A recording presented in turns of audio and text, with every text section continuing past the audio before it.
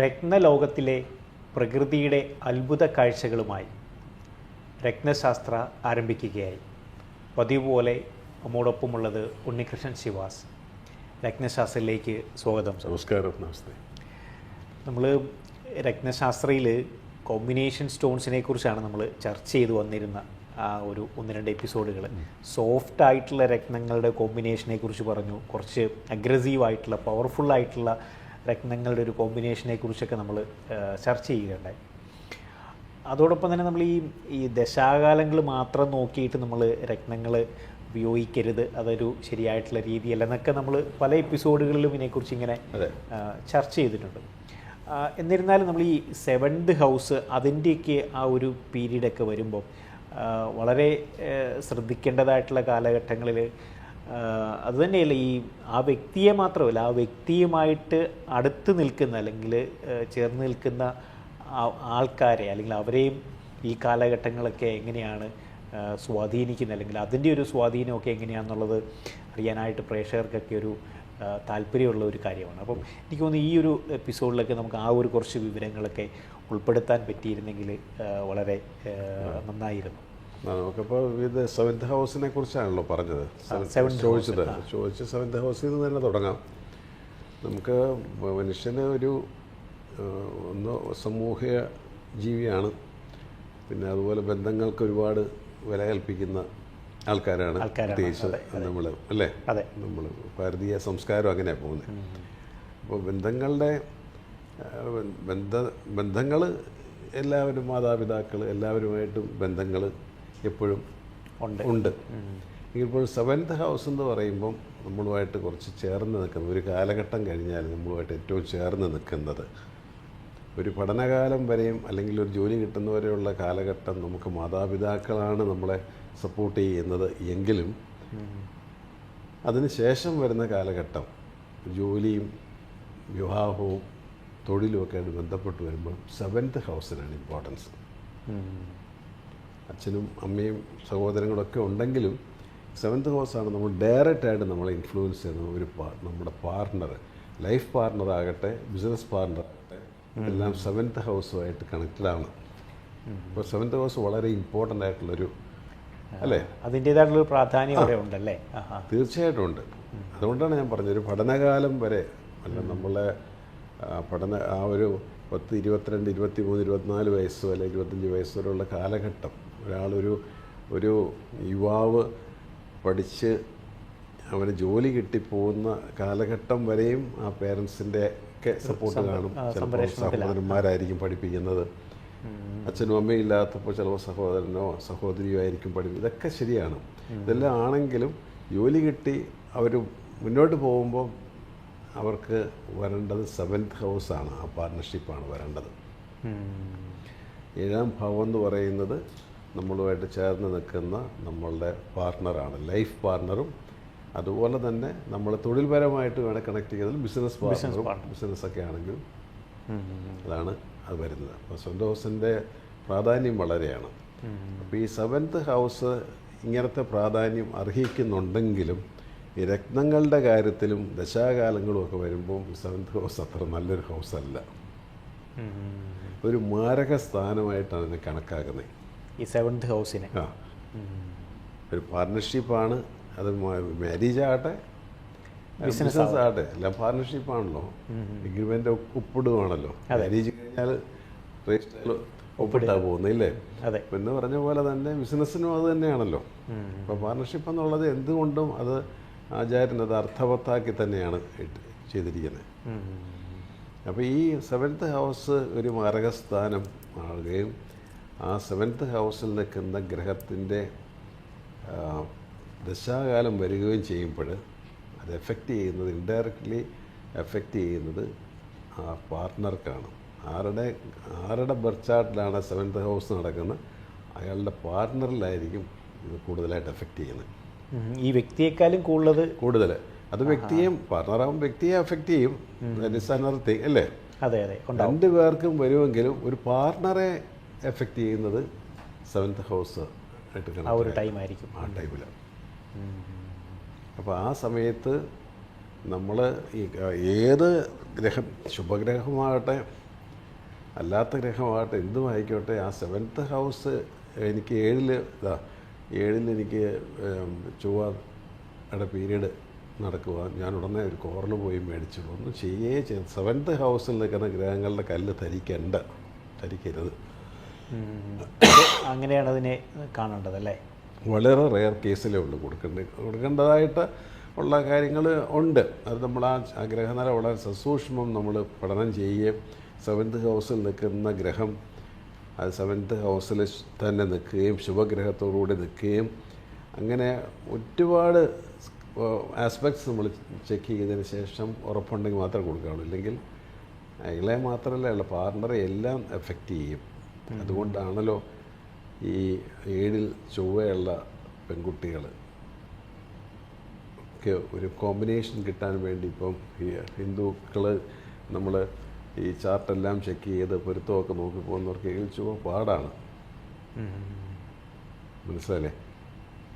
അപ്പോൾ അതിൻ്റെ കോമ്പിനേഷൻ 7ൽ ചൊവ്വയുള്ള പെൺകുട്ടിക്ക് 8ൽ ചൊവ്വയുള്ള ഹസ്ബൻഡ് വേണമെന്നൊക്കെ ആണ് ആ രീതിയിൽ പറയുന്നത്. മനസ്സിലായല്ലേ? അപ്പോൾ നമുക്ക് ആ 7ലെ ചൊവ്വ അതൊരു മാരക സ്ഥാനമായതുകൊണ്ടാണ്, അത് പാർട്ണറെ എഫക്റ്റ് ചെയ്യുന്നതുകൊണ്ടാണ് ഈ ഒരു പ്രോബ്ലം അവിടെ തലപൊക്കി വരുന്നതിൻ്റെ കാരണം. അപ്പോൾ നല്ലൊരു സൈനല്ല എന്ന് മനസ്സിലായല്ലോ.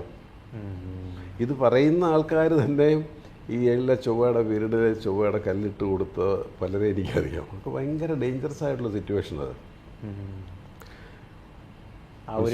7ൽ ചൊവ്വ നിൽക്കുക കാരണം ചൊവ്വയുടെ സ്റ്റോൺ ധരിച്ചോളൂ എന്ന് പറയുന്നവരും ഉണ്ട്.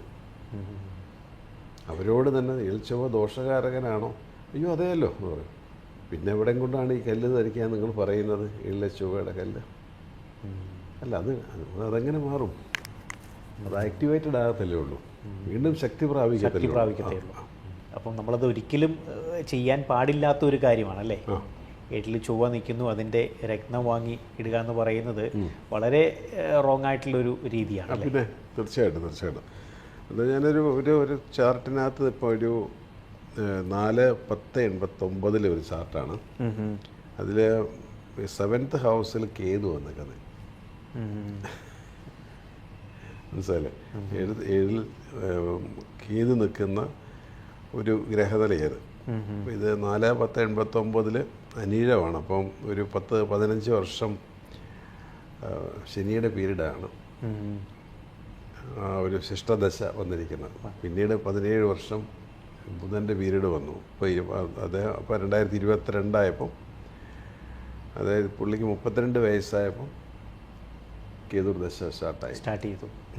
2022 മുതൽ 29 വരെ. ഇത് വളരെ വിഷമം പിടിച്ച ഒരു കാലഘട്ടം ആയിരിക്കും. ആളുടെ പാർട്ട്ണറെ സംബന്ധിച്ചിടത്തോളം അദ്ദേഹത്തെ സംബന്ധിച്ചിടത്തോളം എല്ലാം വളരെ മോശമായിട്ട്. ഇപ്പോൾ ബിസിനസ് പാർട്ട്ണറാണെങ്കിൽ ആ ബിസിനസ്സല്ലേ പോകുന്നത്. അപ്പോൾ അത് ഇയാളെ എഫക്റ്റ് ചെയ്യുമല്ലോ, രണ്ടുപേരെ എഫക്റ്റ് ചെയ്യും. ബന്ധം തന്നെ ഇല്ലാതായി തീരുക, ആ ബിസിനസ് റിലേഷൻ തന്നെ ഇല്ലാതായിട്ട് മാറുന്നൊരു അവസരം. അപ്പോൾ ഇതിനകത്ത് നമുക്ക് ശരിക്കും ഈ ഒരു 7ലെ കേതുവിൻ്റെ പീരീഡാണ്. കേതുവിൻ്റെ കല്ല് നമുക്ക് വൈഡൂര്യം എന്ന് പറയുന്ന കല്ല് കാറ്റ്സൈയാണ്. ഒരു കാരണവശാലും അത് കൊടുക്കാൻ പറ്റില്ല, ഒരു കാരണവശാലും. 7ലെ കേതു നിൽക്കുന്നത് ഒരു 50% മോശമായി തന്നെ നിൽക്കുകയാണെന്ന് വിചാരിക്കുക. അത് ആ കേതുവിൻ്റെ കല്ല് ധരിക്കുന്നതോടെ 100% അത് മോശമായിട്ട് മാറുക ചെയ്യുന്നത്. ദോഷഫലങ്ങൾ കൂടുമല്ലേ? അതെ. ഒരിക്കലും നമ്മൾ പറഞ്ഞ പോലെ ദശാകാലങ്ങൾ മാത്രം നോക്കി നമ്മൾ കല്ലുകൾ ഒരിക്കലും കൊടുക്കാൻ പാടില്ല. കൊടുത്താൽ അത് വളരെ വിപരീത ഫലം ഉള്ളതാക്കും. പ്രത്യേകിച്ച് ഈ പറയുന്ന ഈ 7th ഹൗസിൻ്റെ അല്ലെങ്കിൽ ആ ഒരു കാലഘട്ടം വളരെ സൂക്ഷിക്കണം, വളരെ ശ്രദ്ധിക്കേണ്ട. ഒരു നമ്മൾ മോങ്ങാനിരിക്കുന്ന നായുടെ തേങ്ങ വീണെന്ന് പറഞ്ഞ പോലെ ആയിരിക്കും നമ്മൾ അതിൻ്റെ സ്റ്റോണൊക്കെ അവിടെ ഉപയോഗിച്ചാൽ ഒരു കാരണവശാലും അത് നമുക്ക് കൊടുക്കാനായിട്ടേ പറ്റില്ല. അപ്പോൾ ഈ നമ്മളിങ്ങനെയുള്ള ഈ ദശാകാലങ്ങൾ നമ്മളെ കേതുവിൻ്റെ ഒരു പീരീഡ് എന്ന് പറയുന്നത് നമുക്ക് അത്ര പ്ലാനറ്റ് ഓഫ് ഐസൊലേഷൻ എന്ന് പറയുന്ന പീരീഡാണ്. നമ്മളെ ഒറ്റപ്പെടുത്തി കളയുന്ന ഒരു കാലഘട്ടമുണ്ട്. ഒറ്റപ്പെട്ട് നമ്മൾ വേറൊരു ലൈനിലേക്ക് തന്നെ തിരിഞ്ഞു പോകുന്ന അവസരങ്ങളൊക്കെ നമ്മൾ ഈ 10th ഹൗസിലൊക്കെ കേതു നിന്നാലൊക്കെ ഉണ്ടാകുന്ന കർമ്മരംഗങ്ങളും ഒക്കെ ആയിട്ട് ബന്ധപ്പെട്ടിട്ടും അതിനൊക്കെ ഒരുപാട് പാളിച്ചകൾ വന്നിട്ടും ജോലി തന്നെ ഉപേക്ഷിച്ച് നാട് തന്നെ വിട്ടു പോകുന്ന ആൾക്കാരെ കണ്ടിട്ടുണ്ട്. കേതു ഒരു മോക്ഷദായകനാണ്. അവൻ്റെ ഒരു സന്യാസ മാർഗത്തിലേക്ക് പോലും നമ്മളെ നയിക്കുന്നത്. നമ്മൾ ഒറ്റപ്പെടുക എന്നതിനർത്ഥം മനസ്സിലായില്ലേ? ജീവിത പ്രശ്നങ്ങൾ നമ്മൾ ഒറ്റപ്പെടുത്തി കളയുക. അങ്ങനെ വന്ന ഒരുപാട് കേസുകൾ അങ്ങനെ ഉണ്ട്. അപ്പോൾ ഈ കേതുവിൻ്റെ പീരീഡുകൾ നമുക്ക് പലതരത്തിലായിരിക്കും എഫക്റ്റ് ചെയ്യുന്നത്. ഇപ്പോൾ ഒരു 10-12 വയസ്സുള്ള ഒരു കുട്ടിയുടെ കാലഘട്ടത്തിൽ 19 വയസ്സ് 20 വയസ്സ് വരെ കേതുർദശയാണെങ്കിൽ ആ കാലഘട്ടം വരുന്നത് ഇതുപോലുള്ള ഈ റിലേഷൻഷിപ്പുകൾ, ആവശ്യമില്ലാത്ത പഠനകാലത്ത് വരുന്ന റിലേഷൻഷിപ്പുകളും അതിനെ തുടർന്ന് പഠിത്തത്തിനുള്ള ഒരു ശ്രദ്ധ മാറിപ്പോകലും ബ്രേക്കുകളും പഠന ബ്രേക്കുകളും ഒക്കെ വരാൻ ചാൻസസ് ഉള്ള കാലമാണ് ഈ ചെറിയ ടീനേജിൽ നമുക്ക് കേതുർദശ വന്നാൽ. മനസ്സിലല്ലേ? ടീനേജ് കഴിഞ്ഞു ആളൊരു 30+ നിൽക്കുന്ന സമയത്താണ് ഈ കേതുർദശ വരുന്നെങ്കിൽ അത് പാർട്ട്ണർ സൈഡിനെ എഫക്റ്റ് ചെയ്യും. ഇല്ലെങ്കിൽ അയാളിൽ അതുപോലത്തെ ഒരു കോമ്പിനേഷൻ കാണണം. മനസ്സിലായില്ലേ? പാർട്ട്ണർക്ക് നല്ലൊരു ടൈമും നല്ലൊരു ദശാകാലം ഒക്കെ നടക്കുന്നെങ്കിൽ നമുക്ക് അങ്ങനെ പറയാൻ പറ്റത്തില്ല. എന്നാലും അത് എഫക്റ്റ് ചെയ്തിട്ടുണ്ട്. ഒരു ചെറിയ രീതിയിലെങ്കിലും ഒരു തട്ടോ മുട്ടോ ആയിട്ടത് വന്നിട്ടുണ്ട്. അപകട ചാൻസസ് കൂടുതലായിരിക്കും. ചൊവ്വയും കേതുവും കൂടെയൊക്കെ നിൽക്കുന്ന പ്ലാനറ്ററി പൊസിഷനാണെങ്കിൽ വളരെ മോശമായ സ്ഥിതിയായിരിക്കും. നമ്മുടെ ആ ചൊവ്വയുടെ ദൃഷ്ടി വരികയോ ചൊവ്വയായിട്ട് ചേർന്ന് നിൽക്കുകയോ ചെയ്താൽ വളരെ മോശകരമായിട്ടുള്ളൊരു അനുഭവങ്ങൾ ഉണ്ടാകാൻ വളരെയധികം ചാൻസസ് കൂടുതലാണ്. അപ്പോൾ ഇത് 30+, എനിക്ക് ഒരു 60+ അല്ലെങ്കിൽ 70+ലാണ് കേതുദശ വരുന്നതെങ്കിൽ നമ്മളുടെ ആരോഗ്യത്തെ ആയിരിക്കും അത് ബാധിക്കുന്നത്. കാരണം 7th ഹൗസ് എന്ന് പറയുന്നത് 7th ഹൗസിൻ്റെ 7th ഹൗസ് നമ്മുടെ ലഗ്നമാണ്. ഇപ്പോൾ കേതു നിൽക്കുന്ന കേതുവിൻ്റെ 7th ഹൗസ് നമ്മുടെ ലഗ്നമാണ്. ലഗ്നം എന്ന് പറഞ്ഞാൽ നമ്മൾ തന്നെ ഫസ്റ്റ് ഹൗസാണ്. ഫസ്റ്റ് ഹൗസിൻ്റെ 7th ഹൗസ് ആണല്ലോ കേതു നിൽക്കുന്നത്. ഇപ്പം ഈ പറഞ്ഞ വ്യക്തിയുടെ ചാർട്ടിൽ 7th ഹൗസിൻ്റെ 7 എവിടെയാണ്? ഫസ്റ്റ് ഹൗസ് വരുന്നു. അപ്പോൾ ലഗ്നത്തെ ബാധിക്കും. ഇതുവരെ നമുക്ക് ആ ആരോഗ്യവും ഇതും ഉള്ള സമയത്തെല്ലാം നമ്മുടെ പാർട്ട്ണറെ ആണെങ്കിൽ ഈ ഒരു 65 അല്ലെങ്കിൽ 70 കഴിഞ്ഞിട്ട് വരുമ്പം കേതുദശ വരുമ്പോൾ അത് അങ്ങനെ തന്നെയാണ് ബാധിക്കുന്നത്. അത് രോഗാവസ്ഥയിലോ വിഷമതയിലോ അപകടങ്ങളിലോ ഓപ്പറേഷൻസ് ഇങ്ങനെയുള്ള കാര്യങ്ങളെല്ലാം സംഭവിക്കുന്ന കേതുവിൻ്റെ പീരീഡിലാണ്. ചൊവ്വയായിട്ട് ബന്ധം വന്നാൽ സർജറി അങ്ങനെയുള്ള കാര്യങ്ങളും കണക്റ്റഡ് ആയിരിക്കും. അപ്പോൾ ഈ ദശാകാലങ്ങൾക്ക് ഈ ഏജായിട്ട് നമ്മുടെ പ്രായമായിട്ട് ഒരു വളരെ ബന്ധമുണ്ട്. അതാണ് കുട്ടികളിലെ കേതുർദശ അവർ ചിലപ്പോൾ പണ്ട് നാട് വിട്ടു പോവുകയൊക്കെ ചെയ്യുന്ന സ്ഥിതിയുണ്ടല്ലോ, അങ്ങനെ സംഭവിക്കാം. അല്ലെങ്കിൽ ഇതുപോലുള്ള ഫോൾസായിട്ടുള്ള റിലേഷൻഷിപ്പ് വരിക, പഠനം മുടങ്ങുക, അത് കല്യാണ പ്രായവും ആയിട്ടില്ല, ഒന്നും ആയിട്ടില്ല. മനസ്സിലല്ലേ? അപ്പം അങ്ങനെയൊക്കെ വന്നിട്ട് പഠിത്തത്തിന് ബുദ്ധിമുട്ട് വരികയും ചെറിയ പേര് ദോഷം കേൾക്കുകയും ഒക്കെ ചെയ്ത് അതങ്ങനെ പോയി. 30 കഴിഞ്ഞിട്ട് വന്നപ്പം ഒന്നുമില്ല ലൈഫ് പാർട്ട്ണർക്കും ബിസിനസ് പാർട്ട്നേഴ്സിനും ഒക്കെ അത് എഫക്റ്റായി ആ കേതു. പ്രായം പൂർത്തിയായി പറഞ്ഞ പോലെ ഒരു സീനിയർ സിറ്റിസണിലേക്ക് കടന്നു കഴിഞ്ഞ് വന്നാൽ അത് നമ്മളെ തന്നെ ബാധിക്കുന്നു. ഒരേ പ്ലാനറ്റ്, ഒരേ പൊസിഷന്, ഡിഫറെൻ്റ് ഏജ്. മനസ്സിലല്ലേ? അപ്പോൾ ഇതെല്ലാം നമ്മൾ കണക്ക് കൂട്ടുമ്പോൾ നമുക്ക് ആ പ്രായം കണക്കിലെടുക്കണം. ഇപ്പോൾ കുട്ടികളുടെ പ്രായത്തിലാണ്, ചെറുപ്പത്തിലാണെങ്കിൽ നമ്മൾ അതിനനുസരിച്ചുള്ള മൂവ്മെൻറ്റ്സ് എടുക്കേണ്ടത് അല്ലേ? അതെ, അതിനുള്ള ആ ഒരു ഏജിൽ വരുന്ന ഒരു പരിഹാരങ്ങളായിരിക്കും നമ്മൾ ആ സമയത്ത് കാണേണ്ടത്. അത് ഈ പറയുന്ന ഒരു 30+ വരുമ്പം അവിടെ വരുന്നത് മറ്റൊരു പരിഹാരമായിരിക്കും. പിന്നെ ഒരാളുടെ വാർദ്ധക്യത്തിലേക്കാണ് വരുന്നതെങ്കിൽ അവിടെ നമ്മൾ കാണേണ്ടത് അതിനെ വേറെ രീതിയിലാണ്. ഹെൽത്തുമായിട്ടാണ് കണക്റ്റഡ് ആയിട്ട് നിൽക്കുന്നത്. അപ്പോൾ എങ്ങനെയാണ് ഇത് നമുക്ക് ചെയ്യുന്നത്? പക്ഷേ ഇതിൻ്റെ എല്ലാം പുറകെ നമ്മളിതെല്ലാം ദശകാലം മാറുന്നതനുസരിച്ചിട്ട് കല്ല് മാറി തരികയും അങ്ങനെ ചെയ്യുകയും ചെയ്യുന്നത് ഭയങ്കര റോങ് ആയിട്ടുള്ളൊരു രീതിയാണത്. ഒരിക്കലും കൊള്ളത്തില്ല. പ്രത്യേകിച്ച് 7th നിൽക്കുന്ന ഗ്രഹങ്ങളുടെ കല്ല് നമ്മൾ അതിൻ്റെ ദശാകാലമോ ഒന്നും നോക്കണ്ട, ധരിക്കുകയും ചെയ്യാതിരിക്കുന്നതാണ് ബെസ്റ്റ്, ഏറ്റവും ബെസ്റ്റ്. ഒരിക്കൽ പോലും അത് ധരിക്കരുത്. മറ്റ് പല പ്ലാനറ്ററി പൊസിഷനിലും നമുക്ക് പല ഒഴിവുകളുണ്ട്, ധരിക്കാവുന്ന ഒഴിവുകളുണ്ട്. ഇപ്പോൾ ലഗ്നാധിപൻ 12 പോയി നിൽക്കുന്നു, ധരിക്കുന്നതിൻ്റെ കുഴപ്പമൊന്നും വരാൻ ചാൻസ് ഇല്ല. ലഗ്നാധിപൻ 8 പോയി നിൽക്കും, 6 നിൽക്കും. എന്നാലും ലഗ്നാധിപൻ തന്നെ 7 പോയി നിൽക്കുന്നത് അത്ര നല്ലതല്ല എന്നാണ് ഞാൻ ഈ പറഞ്ഞു വരുന്നത്. അതിൻ്റെ നല്ലതല്ല, അതിൻ്റെ ദോഷം ചെയ്തില്ലെങ്കിലും അതിൻ്റെ കല്ലിട്ടത് വഷളാക്കരുത്. ഇവിടെ ഇപ്പം ഇതൊരു നല്ലൊരു പൊസിഷൻ ആണെങ്കിൽ ഈ വ്യക്തിയുടെ മൊത്തത്തിലൊരു അനുഭവങ്ങൾ മാറുമോ? ഏത് ഈ ഒരു ചാർട്ടിൽ നമ്മൾ നോക്കുമ്പോൾ ഈ 7th ഹൗസിൽ അല്ലെങ്കിൽ ഈ അതിൻ്റെ ആ ഒരു പീരീഡിലേക്ക് വരുമ്പം ആൾക്കൊരു അതിൻ്റെ റിസൾട്ടിൽ വ്യത്യാസം ഉണ്ടാവുമോ? അല്ല, 7th ഹൗസ് മാത്രം റോങ് ആയിട്ട് നിൽക്കുന്ന ബാക്കി പല കാര്യങ്ങളും സപ്പോർട്ടീവ് ആണെങ്കിലും 7th ഹൗസിൻ്റെ പീരീഡ് 7th ഹൗസ് തന്നെയാണ്, അത് തന്നെ വരും. അതിന് ഏറ്റക്കുറച്ചിലുകളുണ്ടാകും, സംഭവിക്കാം.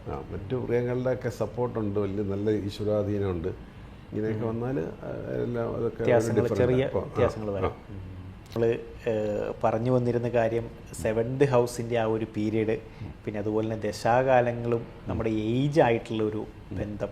അതായത് ദശാകാലങ്ങൾ വരുമ്പോൾ നമ്മുടെ പ്രായത്തെയും അത് എങ്ങനെയാണ് അത് ബാധിക്കുന്ന രീതിയിലാണ് നമ്മൾ പറഞ്ഞു വന്നത്. ഈ പറഞ്ഞു വന്ന ഗ്രഹനിലയിൽ വളരെ 7th ഹൗസ് വളരെ മോശമാണ്. 7th ഹൗസിൽ കേതു നിൽക്കുകയും 7th ഹൗസ് മകരലഗ്നവും, മകരലഗ്നത്തിൻ്റെ 7th ഹൗസ് എന്ന് പറഞ്ഞാൽ കർക്കിടകമാണ്.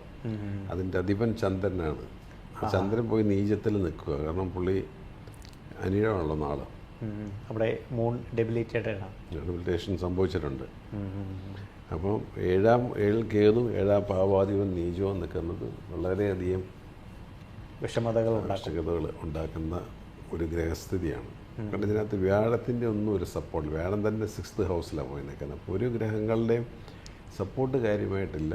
ഉള്ളത് ഒറ്റ ഗ്രഹം ബുധൻ, ഇയാളെ സപ്പോർട്ട് ചെയ്യുന്നത്. ഇപ്പോൾ ഭാഗ്യാധിപനും കൂടെയാണ് ബുധൻ.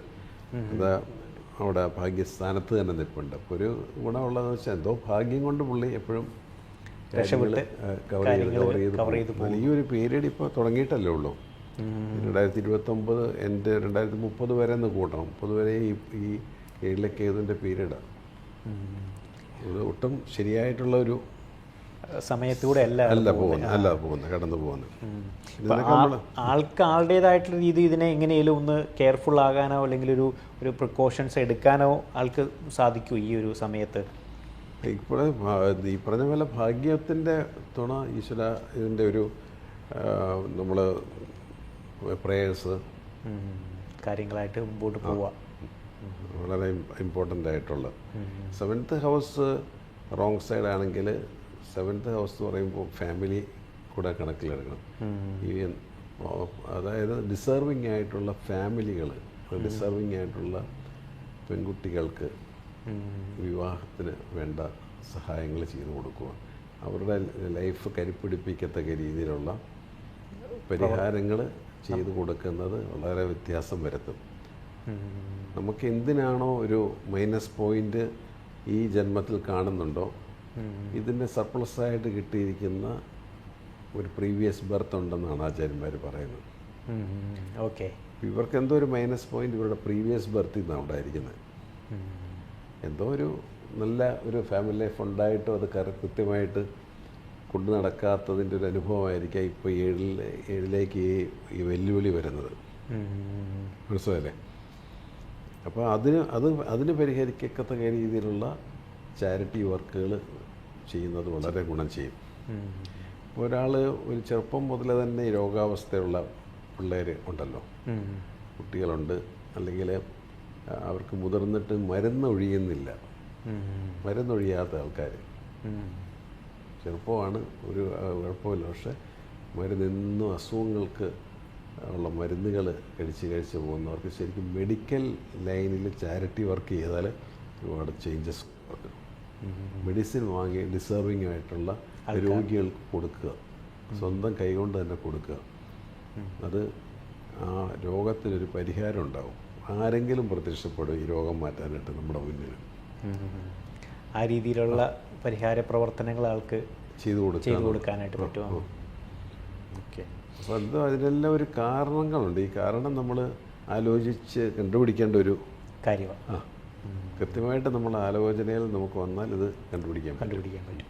ഇപ്പോൾ ഈ വ്യക്തിക്ക് ആകെ ഏക സപ്പോർട്ടായിട്ടുള്ളത് ഈ ബുധനാണ്. അപ്പം ഈ ബുധൻ്റെ സ്റ്റോൺ അത്യാവശ്യം നല്ലൊരു ക്യാരറ്റേജിൽ ആൾക്ക് ധരിക്കാം അല്ലേ? പിന്നെ ഒരു 5 to 6 ക്യാരറ്റ് എങ്കിലും ധരിക്കാം.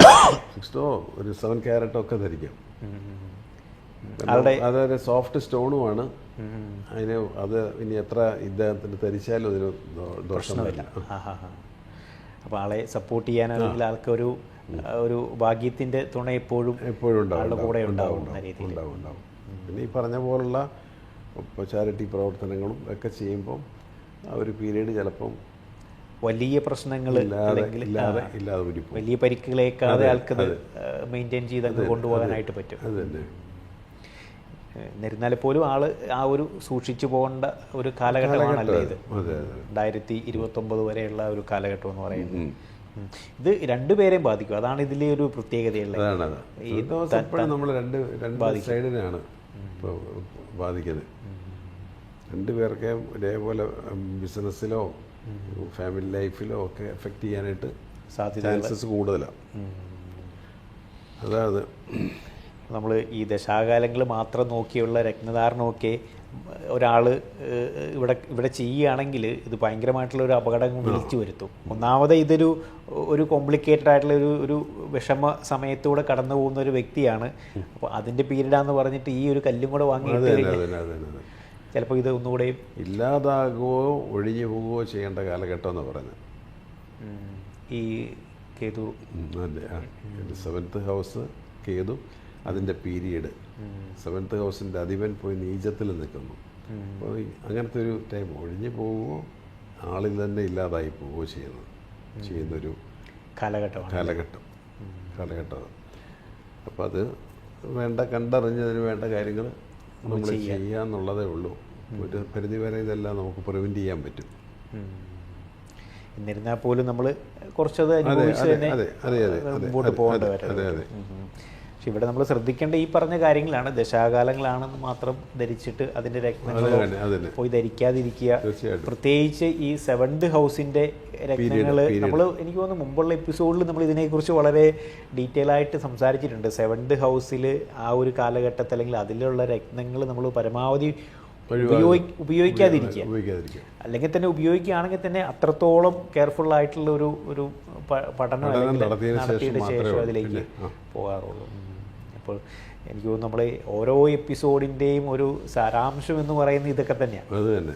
രത്നങ്ങൾ നമ്മൾ ദശാകാലങ്ങൾ നോക്കിയോ അല്ലെങ്കിൽ നമ്മുടെ സ്റ്റാർ മാത്രം നോക്കിയോ ജനിച്ച മാസം മാത്രം നോക്കിയോ വാങ്ങി ധരിക്കരുത്.